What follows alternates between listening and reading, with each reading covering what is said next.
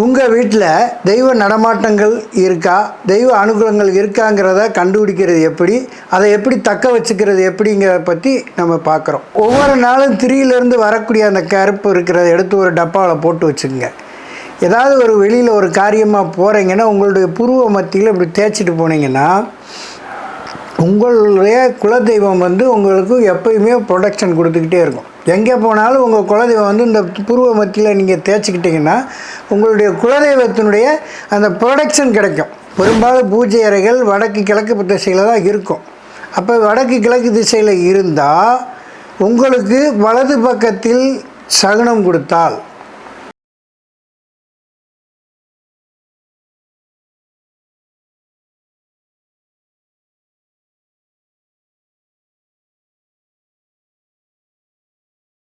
அம்மனே போற்றி. நான் உங்கள் குருஜி ஆனந்தன். உங்கள் வீட்டில் தெய்வ நடமாட்டங்கள் இருக்கா, தெய்வ அனுகூலங்கள் இருக்காங்கிறத கண்டுபிடிக்கிறது எப்படி, அதை எப்படி தக்க வச்சுக்கிறது எப்படிங்கிறத பற்றி நம்ம பார்க்குறோம். இப்போ பொதுவாக நம்ம வீட்டில் விளக்கேற்றுறோம், சாமி கும்பிட்றோம்.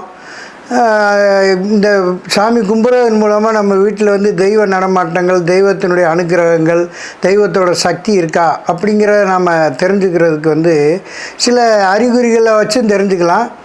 அந்த நம்மக்கிட்ட இருக்கிற நெகட்டிவிட்டியை பற்றி நான் சில விளக்கங்களை சொல்லிவிட்டு நான் இந்த தெய்வ நடமாட்டங்களை பற்றி நான் விரிவாக சொல்கிறேன். ஏன்னா பொதுவாக நம்ம விளக்கேற்றுறோம். இப்போ வெள்ளிக்கிழமையான செவ்வாய்க்கிழமையான விளக்கேற்றுறோம், இல்லை முக்கியமான நல்ல நாட்களில் விளக்கேற்றி வழிபாடு பண்ணுறோம், இல்லை தினசரி விளக்கேற்றி வழிபாடு பண்ணுறோம். இது மாதிரி நம்ம தொடர்ந்து வழிபாடு பண்ணிக்கிட்டு இருக்கிற ஒரு காலகட்டத்தில் நம்மக்கிட்ட நம்ம வீட்டில் தெய்வ சக்தி இருக்கா இல்லையா அப்படிங்கிறது எல்லாருக்குமே ஒரு கேள்வி இருக்கத்தான் செய்யும். ஏன்னா நான் 10 வருஷமாக விளக்கேற்றுறேன், எனக்கு இன்னும் கடன் தீரலை, எங்கள் குடும்பத்தில் பிரச்சனை இன்னும் தீரலை, ஏதாவது ஒரு குழப்பத்தில் நாங்கள் இருந்துக்கிட்டே இருக்கோம் அப்படின்னு சில பேர் மன ரீதியாக கொஞ்சம் வருத்தப்படலாம். தெய்வத்தை கும்புறதுனால நமக்கு இந்த பலன்கிறத நம்ம புரிஞ்சுக்கிறக்கூடாது. ஏன் அப்படின்னா ரெண்டுக்கு டிஃப்ரென்ஸ் இருக்குது. நீங்கள் எப்படி விளக்கேற்றினாலும் நம்மளுடைய நெகட்டிவிட்டி அந்த இடத்துல இருந்தால் பாசிட்டிவ் எனர்ஜி உள்ளே வர்றதுக்கு கொஞ்சம் தாமதமாகும். அப்போ இந்த பாசிட்டிவ் எனர்ஜி நம்ம வீட்டுக்குள்ளே வரணும்னா முதல்ல நம்மகிட்ட இருக்க நெகட்டிவிட்டியை ஒதுக்கணும். அப்போ அதை எப்படி ஒதுக்குறது? ஏன்னா நம்ம சாமி கும்பிட்றோம், சாமி நடமாட்டம் இருக்குது, இல்லை சாமியுடைய அருள் கடாட்சி இருக்கா அப்படிங்கிற நம்ம தெரிஞ்சுக்கிறதுக்கு முன்னாடி ஏன் நம்ம பூஜை அறையில் அந்த தெய்வ நடமாட்டத்துக்கு வழி இல்லாமல் இருக்குது அப்படிங்கிறத நம்ம தெரிஞ்சுக்கணும். ஏன்னா அதுதான் முக்கியம். ஒவ்வொரு மனிதனுக்கும் நம்ம கும்பிட்றதுனுடைய பலனை நம்ம அனுபவிக்கணுங்கிறது ரொம்ப முக்கியம். ஏதோ கும்பிட்டா கடனுக்கு கும்பிட்டோம்னா அதெல்லாம் பலன் கிடைக்காது. உள்ளார்த்தமான அன்பு செலுத்தணும். அப்போ முதல் கட்டமாக நெகட்டிவிட்டியை நம்ம வீட்டிலேருந்து வெளியேற்றணும்னு சொன்னால் ஒன்று டிவியில் ஆன்மீக சம்பந்தப்பட்ட பாடல்களை போட்டு கேட்டுட்டு அதுக்கப்புறமா விளக்கேற்றுங்க. அப்படி இல்லைன்னா நீங்களே ஏதாவது ஒரு பாடலை சும்மா 4 வரி பாடல்களோட பாடிக்கிட்டே விளக்கேற்றுங்க. அப்போ ஏற்றுறதுக்கு முன்னாடி என்ன செய்யணும் அப்படின்னா ஒரு கையில் கொஞ்சோண்டு தீர்த்தத்தை எடுத்து நம்மளை முதல்ல சுத்தி பண்ணிக்கணும். எப்படி சுத்தி பண்ணிக்கணும்?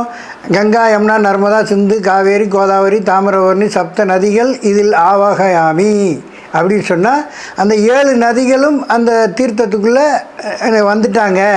அந்த தீர்த்தத்தை நான் தொளிச்சதுனால என்னுடைய பாவ துன்பங்கள் விலகிருச்சு. இப்படி தினசரி நாம் நம்மளை சுத்தி பண்ணிக்கணும். அதுக்கப்புறமா நம்ம டிவி மூலமாகவோ அல்லது இப்போ டேப் ரெக்கார்டு மூலமாகவோ அல்லது செல்லுலேயே நமக்கு தேவையான ஒரு பாடல்களை இன்றைக்கி திங்கக்கிழமைனா ஒன்று, செவ்வாய்க்கிழமைனா ஒன்று, இப்போ யூடியூப்பில் போட்டால் என்ன பாடல் வேணுமோ அந்த பாடல்கள் வந்துடும்.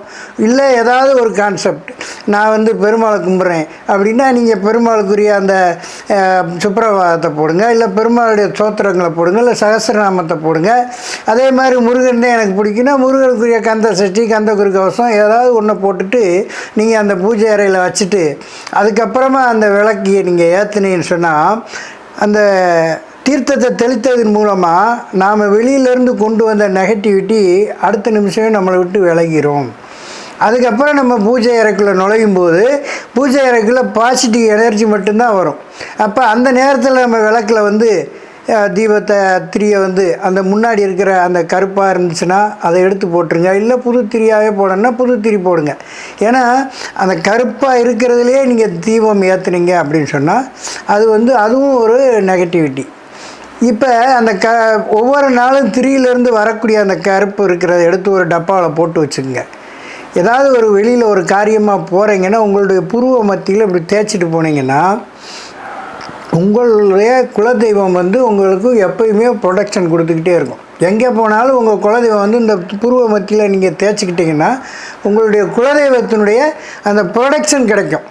அப்போ கிடைக்கும்போது என்ன ஆகுது, நமக்கு எந்த இடத்துல போனாலும் நம்மளை அறியாமல் சில விபத்துக்களோ ஏதோ ஒரு பிரச்சனையை நம்ம சந்திக்க போகிறோம் அப்படின்னா குலதெய்வம் நமக்கு வந்து ஒரு பாதுகாப்பு கொடுக்கும். அப்போ பாதுகாப்பு கொடுக்கும்போது அதன் மூலமாக நம்ம அந்த இதை எடுத்து வச்சுக்கலாம். அதையே திரியாக அந்த கருப்பாகவே திரியாக போட்டோம் அப்படின்னா நம்ம என்ன செய்கிறோம், அந்த தெய்வத்தினுடைய அந்த பலனை எடுத்து போடாமல் அதை அப்படியே ஏற்றுனோம்னு சொன்னால் அந்த பலனும் சேர்ந்து எரிஞ்சு போயிடும். அதனால தான் அந்த திரியை எடுத்து வைங்க. கருப்பாக இருக்கிற திரியை எடுத்து வச்சு அதை நீங்கள் தினசரி புருவத்தில் பூசிக்கிட்டு போங்க. அது வந்து ஒரு வசிய மை, அதாவது குலதெய்வத்தை வசியம் பண்ணக்கூடிய மை. அப்போ சாதாரணமாக இப்போ நம்ம ஒவ்வொரு விஷயத்துலேயும் வந்து நம்ம வந்து தெய்வ நடமாட்டம் இருக்கா அப்படின்னு எல்லாருக்கும் ஒரு டவுட் இருக்கும். அப்போ நீங்கள் பூஜை அறையில் ஒரு கோரிக்கையை வைக்கிறீங்க, இந்த மாதிரி நான் வந்து ஒருத்தர்கிட்ட பணம் வாங்க போகிறேன், இல்லை இந்த அவர்கிட்ட இருந்து பணம் வர வேண்டியிருக்கு, இல்லை ஏதோ குடும்பத்தில் இந்த கல்யாணம் நடக்குது, ஏதோ ஒரு சுபகாரியங்கள் அல்லது வர வேண்டிய விஷயங்களை பற்றி நீங்கள் ஒரு கோரிக்கை வைக்கிறீங்க. அப்போ நீங்கள் வந்து எந்த பக்கமாக பார்ப்பீங்க, பெரும்பாலும் பூஜை அறைகள் வடக்கு கிழக்கு திசையில் தான் இருக்கும். அப்போ வடக்கு கிழக்கு திசையில் இருந்தால் உங்களுக்கு வலது பக்கத்தில் சகுனம் கொடுத்தால் நல்லது, இடது பக்கத்தில் சகுனம் கொடுத்தா கெட்டது. அப்போ இதை வந்து இப்போ ஒரு உதாரணமாக நான் சொல்ல வந்தால், இப்போ கிழக்கு பக்கத்தில் நம்ம பூஜை அறை இருக்குது. கிழக்கு பக்கத்தில் பூஜை இருக்கும்போது நீங்கள் திரும்புகிறீங்க, உங்களுக்கு இடது பக்கம் இது தெற்கு பக்கம். அப்போ தெற்கு பக்கத்தில் கவுளி அடிக்கணும், நம்மளுடைய வடக்கு பக்கத்தில் கவுளி அடிக்கக்கூடாது. அப்போ தெற்கு பக்கத்தில் கவுளி அடிச்சுன்னா நீங்கள் நினச்ச காரியம் விரைவில் நடக்க போகுதுன்னு அர்த்தம். அதுவே வந்து வடக்கு பக்கத்தில் கவுளி அடித்தா ஏதாவது ஒரு ரூபத்தில் தாமதமாகுதுன்னு அர்த்தம். இது நீங்கள் என்ன கோரிக்கை வச்சிங்களோ அந்த கோரிக்கையின் அடிப்படையில் நமக்கு அந்த தெய்வம் சொல்லக்கூடிய அறிகுறி. அதே போல் இப்போ வந்து நீங்கள் வந்து சாமி கும்பிட்டுக்கிட்டு இருக்கீங்க, வாசலில் வந்துக்கிட்டு ஒரு காக்கா வந்து கா கா கா கான்னு கத்துது அப்படின்னா நம்முடைய முன்னோர்கள் உங்களுக்கு ஆசீர்வாதம் கொடுக்குறாங்கன்னு அர்த்தம். கிழக்கு பக்கத்திலிருந்து அந்த ஓசை வந்தால் நல்லது, தெற்கு பக்கத்திலேருந்து ஓசை வந்தால் நல்லது, வடக்கு பக்கமும் மேற்கு பக்கமும் வந்தால் பெரிய பலன் இருக்காது, சுமாராகத்தான் இருக்கும். அப்போ இது மாதிரியான அந்த கவுளி அடிக்கிறதும் காக்கா கரைகிறதையும் வச்சு நமக்கு அவங்க அனுக்கிரகம் கொடுக்குறாங்களா இல்லையா அப்படிங்கிறத நம்ம பார்த்துக்கணும்.